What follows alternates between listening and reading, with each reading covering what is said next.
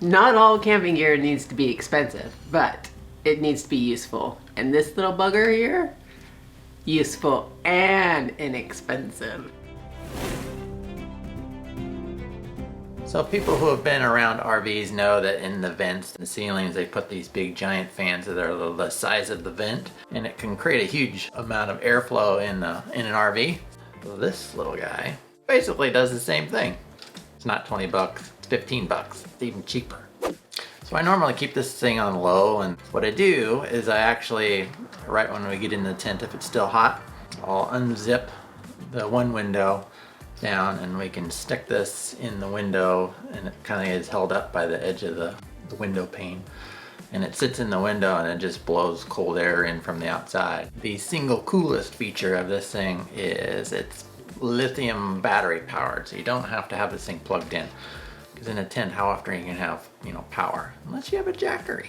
Then you can have it plugged in. But this one, which charges via the micro USB port, the only problem with the charging of this guy is it charges incredibly slow. It can last for 8 hours, but it also takes like 5 hours to charge. It can last for 8 hours on low, 4.5 hours on medium, and 2 hours on high. The cool thing is unlike every other cheap fan on the planet, is it doesn't actually make a whole lot of noise when it runs. The fan doesn't wobble or anything. It doesn't make a crazy stupid noise. It's got 3 speeds, and then the fourth one is a little flashlight that shows up here. It's pretty worthless as far as flashlights go. I mean, you'd be able to see in your tent a little bit to be able to grab something, but don't be hiking with it or anything.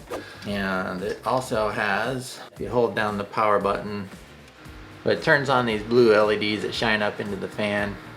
And actually when you're camping and this thing is in the window, it actually looks pretty cool.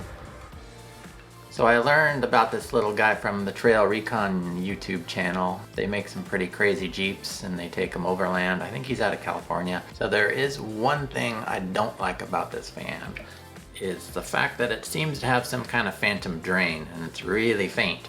Just make sure you charge it right before every trip. You'll find links in the description below.